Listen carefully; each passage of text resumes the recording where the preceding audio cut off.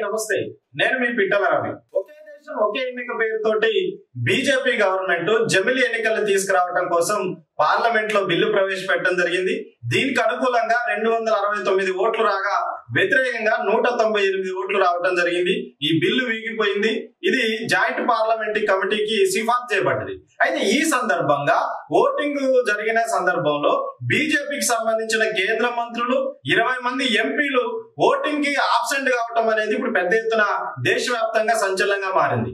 Modi government లో ఉన్న మినిస్టర్లు లేదు బీజేపీ సంబంధించిన ఎంపీలు ఎందుకు ఆబ్సెంట్ అయ్యారు, ఇది నిజంగా నరేంద్ర మోడీకి షాక్ ఇచ్చే విధానం అని పెద్ద ఎత్తున ప్రతిపక్షాలు చర్చ చేస్తున్న సందర్భంలో దీనికి వెనుకున్న ఉద్దేశం ఏంటనేది ఒకసారి చూద్దాం. జమిలి ఎన్నికలు తీసుకురావడం ద్వారా దేశంలో నియంతృత్వం పెరిగిందని, ప్రాంతీయ పార్టీలు నష్టపోతాయని, ఇది దేశానికి హానికరం అనేది పెద్ద ఎత్తున చర్చ జరిగింది.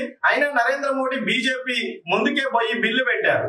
దానికంటే ముందు 3 రోజులకి 3 లైన్లకు సంబంధించిన విప్పును జారీ చేశారు. బీజేపీ ఎంపీలు కేంద్ర మంత్రులు ఖచ్చితంగా ఓటింగ్ హాజరు కావాలి, మోడీ విధానాలకు అనుగుణంగా బీజేపీ బిల్లుకి ఓటేయాలని చెప్పినా గానీ దాన్ని లెక్క చేయకుండా, మోడీ అమిత్ షా యొక్క తీర్మానాలని వాళ్ళ పిలుపుని లెక్క చేయకుండా బీజేపీకి సంబంధించిన 5 కేంద్ర మంత్రులు నితిన్ గడ్కరీ, సింధియా, జయంత్ కుమార్, ఇంకా ఇట్లాంటి మినిస్టర్లు, తర్వాత 20 మంది ఎంపీలు ఓటింగ్ ని బహిష్కరించడం, ఓటింగ్ ఆబ్సెంట్ కావటం అనేది ఇప్పుడు బీజేపీకి ఒక షాకింగ్ న్యూస్.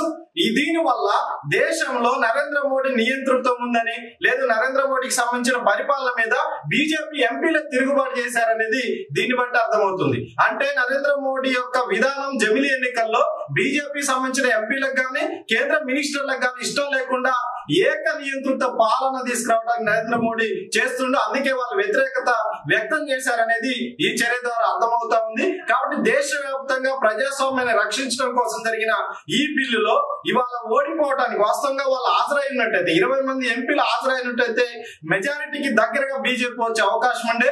వాళ్ళు ఆబ్సెంట్ కావటం వల్ల 3/2 ఓట్లకు సంబంధించిన దాంట్లో ఇప్పుడు బీజేపీ ఓడిపోయిన పరిస్థితి కూడా మనకి స్పష్టంగా కనిపిస్తుంది. ఈ చర్య నరేంద్ర మోడీ యొక్క దురాంకారానికి, జమిలి ఎన్నికలకి వాళ్ళు వ్యతిరేకంగా ఓటేశారని మనం భావించాల్సిన అవసరం ఎంతైనా ఉంది.